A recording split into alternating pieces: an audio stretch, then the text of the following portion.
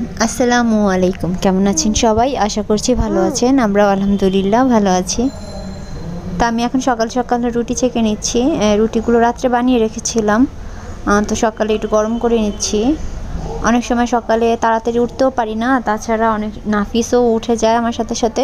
তো এই জন্য ভাবলাম যেহেতু স্কুল আছে মেহরাবের, তাই আমি রাত্রে রুটিটা বানিয়ে রেখেছিলাম, হালকা ছেঁকে রেখেছিলাম। তো এখন ভালো করে ছেঁকে নিচ্ছি। তো দেখতে পাচ্ছেন আমার রুমের যে বেডের পাশেই নিম গাছ। তো নিম গাছটাকে জানালা দিয়ে খুব ইজিলি ধরা যায়। তো যেহেতু হাতের কাছেই একটা ঔষধি গাছ রয়েছে, কেননা আমি এটাকে কাজে লাগাই।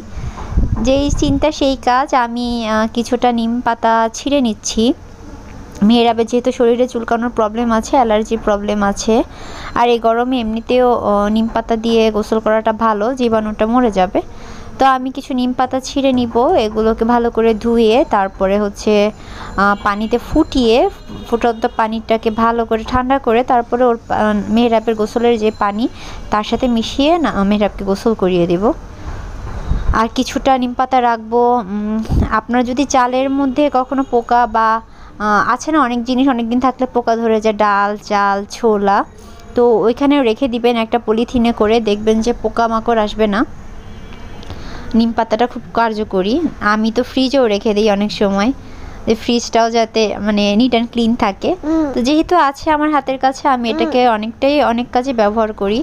তো আমার ভাই এসেছে আজকে আমার বাসায়। তো আসার সময় আমাদের জন্য কিছুটা ফ্রুটস নিয়ে এসেছে। আমার ভাই ময়মনসিংহ থাকে, তো ওইখানকার আর কি গাছের কিছু ফ্রুটস নিয়ে এসেছে। এগুলো এখন ঢাকায় পাওয়া যায় না। আর এই ভিডিওটা আমার কিছুদিন আগের। তো ও এখান থেকে আসার সময় আমাদের জন্য পেয়ারা আর হচ্ছে বড়ই নিয়ে এসেছিল। যেহেতু একটু গ্রাম্য এলাকাও রয়েছে, ওইখানে গাছগাছালি আছে, পিওর অনেক জিনিস পাওয়া যায়। আর ওর বাবা এদিকে গাজর, টমেটো, পেঁপে, বেগুন, টুকটাক সবজি এনেছিল। আর গাজরটাও এখন দাম বেড়ে গিয়েছে, তো যেহেতু বেড়ে গিয়েছে দাম, এখন আর বেশি একটা আনা হবে না, তাই ভাবলাম এখন কিছুটা এনে রাখো। এখনকার গাজরগুলো ভালোই, দামটা বেশি কিন্তু ফ্রেশ আছে ভালোই। কিছুদিন আগে তো অনেক কম ছিল, এখন হঠাৎ দামটা বেড়ে গিয়েছে। টমেটোর দামও বেড়ে যাচ্ছে। তো সব বাজার টাজার গুছিয়ে নিয়েছি। তারপরে একটু কফি খেতে মন চাচ্ছিল, কফি খাবো আমি একটু গুঁড়া দুধ দিয়ে, আর কফি আর চিনি দিয়ে। আজকে চা মেশাবো না, আজকে এভাবেই খাবো ভাবতেছি, দুধ দিয়ে। তো কফি খেলে আমি শুনেছি নাকি চেহারা নাকি বয়স্ক হয়ে যায়। তা আমি এই কারণে অনেকদিন খেতে চাইনি, কিন্তু এখন তো দেখি খেতে ভালোই লাগে। আর তাছাড়া আমার এখন অনেক কাজের এই জিনিসটা। কয়েকদিন খাই, দেখি পরে আর না খেলেও চলবে।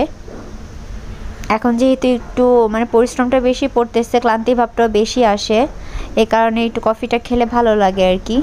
চায়ের পরিবর্তে খাই, লিকার দিয়ে খাই না, তাতে আরও গাঢ় হবে, আরও কড়া হবে। তো অল্প একটা ছোট একটা মুরগির পিস ভেজে দিচ্ছি মেহরাবকেও, বলেছিল যে আম্মু মুরগি ভেজে দাও। তো আমি আর কি ভুলে হালকা ভেজে রান্নার জন্য আর কি তৈরি করে ফেলেছিলাম। তো একটা ছোট একটা টুকরা নিয়ে ওর জন্য আলাদা ভেজে দিচ্ছি। আর সামান্য একটু আলু স্লাইস করে কেটে নিয়ে তারপরে এটাকে একটু লবণ আর একটু হলুদ দিয়ে ভালো করে একটু ভেজে নিব, মানে ফ্রেঞ্চ ফ্রাইয়ের মতো। প্রসেসিংটা পুরো ফ্রেঞ্চ ফ্রাই হয়নি, এমনি আর কি তেলে ভেজে দিচ্ছে আলু আর কি, এটাই। তা আমি এদিকে সব মশলাপাতি দিয়ে একটু টমেটো দিয়ে মুরগিটা বসানো শুরু করে দিয়েছি আর কি, কষানো শুরু হয়ে গিয়েছে। মশলাটা যদি ভালো করে কষিয়ে নেওয়া যায়, যে কোনো তরকারি আর কি টেস্ট হবে, এটা 100% গ্যারান্টি। তা আমি মুরগিটাও ভালো করে কষানো হয়ে গিয়েছে, সাথে আমি একটু আলু আর অল্প একটু পেঁপে দিয়েছি জাস্ট নাফিসের জন্য। পেঁপেটা খেতে চায় না মেহরাব, তো অল্প একটু দিয়েছি সামান্য, যাতে ওর ভাতের সাথে নেওয়া যায়। আর হচ্ছে ওইদিকে ভাজির জন্য ভাজিও কেটে নিয়েছিলাম, তো পেঁয়াজও কেটে নিয়েছি, ভাজিটাও বসিয়ে দিব আরেক চুলায়। তো মুরগিটা প্রায় কমপ্লিট। আর ব্রয়লার মুরগি রান্নার একটা টেকনিক হচ্ছে, আপনারা সিদ্ধ হয়ে গিয়েছে ভেবে এটাকে আর কি তাড়াতাড়ি কুক করবেন না। এটা কুক হয়ে যাওয়ার পরেও চেষ্টা করবেন অনেকক্ষণ সময় আর কি রেখে দেবার জন্য চুলায়, জালটা মিডিয়াম করে। এতে করে কি হবে, মশলাটা ভালো করে ভিতরে ঢুকবে, ভিতর পর্যন্ত মাংসটা ভালো করে মানে সিদ্ধ হবে আর টেস্টও হবে। ঝোলটাও ভালো করে ঢুকবে, সফট হবে, খেতে ভালো লাগবে। আপনারা এটা ট্রাই করে দেখবেন। এই মুরগিটা তাড়াতাড়ি হয়ে যায় দেখে অনেক সময় আমরা তাড়াতাড়ি নামিয়ে ফেলি, এতে করে ভিতরটা সাদা থেকে যায়, তো সাদা ভাবটা থাকবে না।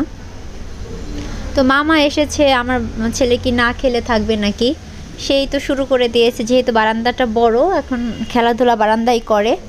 তো নাফিসও যে মাঝখানে দাঁড়িয়ে থাকে, কিন্তু কি করব, ছোট মানুষ তো, ওকে তো আর বোঝানো যায় না, ও খেলতে চায়।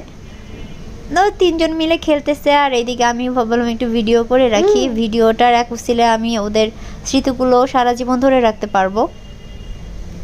তো ওরা খেলতেছে ফুটবল, নাফিস খেলতেছে ক্রিকেট। তো আসার সময় ভাগ্নের জন্য আর কি পেন্সিল বক্স নিয়ে এসেছিল। এখানে আর কি 12টা পেন্সিল রয়েছে। তো এই পেন্সিলটা একটু ডার্ক আছে, তাই আমি বলেছিলাম এই পেন্সিলটাই আনিস, যেহেতু মেহেরাব লেখাটা মাত্র শুরু করেছে, সেরকম ভালো হচ্ছে না, তো হালকা হয়ে যায়, এই জন্য বলছি একটু ডার্ক পেন্সিল আনলে লেখাটা সুন্দর দেখা যাবে। আর ওদের জন্য চকলেটও এনেছিল। তো চকলেট দেখে আমারও লোভ সামলাতে পারিনি, আমিও খেয়েছি, মেহেরাব খেয়েছে, নাফিস খেয়েছে। দেখেন এক বসাতেই সবগুলো চকলেট শেষ। ডেইরি মিল্ক কিনেছিল, আর এই 10 টাকা দামের চকলেটগুলো খুবই টেস্ট। মানে আমারও মাঝে মধ্যে মনে চায় বাচ্চাদের সাথে চিপস খাই, চকলেট খাই, এজন্য ওদের ভাগে কম পড়ে যায়। তো যাই হোক, আমি কেন খাবো না, আমিও তো খাবো। আমারও এখন বাচ্চাদের সাথে বাচ্চা হইতে হইছে, তো আমি খাবো না কেন। তো যাই হোক, ওদের খাওয়া দাওয়া শেষ, আমিও খেয়ে নিয়েছিলাম। তো তারপরে ওরা এই খোসাগুলো দিয়ে, প্যাকেটগুলো দিয়ে খেলতেছিল। আর মেহেরাবের খাওয়া শেষ হয়ে গিয়েছে, কিন্তু নাফিসেরটা এখনও হাতে আছে। মেহেরাবেরও সামান্য আছে, কিন্তু নাফিস আস্তে আস্তে খাবে, আর গাল চটকাবে, জামা কাপড় ভরবে, এভাবে খাবে আর কি। তো ওকে একা খেতে দিলেই এরকম করে, পুরো শরীর মাখায়, ফ্লোর মাখায়, হাত মাখায়, মুখ মাখায়, আবার ভালো করে পরিষ্কার করে ধুয়ে দিতে হয়। তারপরে ওকে মাঝে মধ্যে আমি এখন একা খাওয়ার জন্য দেই, যেমন সবজি দেই, ভাত দেই, নুডলস রান্না করলে নুডলস দেই। একা খাওয়া শিখুক, একটু কষ্ট হয় পরিষ্কার করতে, তারপরও ভালো, মেহেরাবের মতো হবে না যে সব আমাকে খাইয়ে দিতে হবে।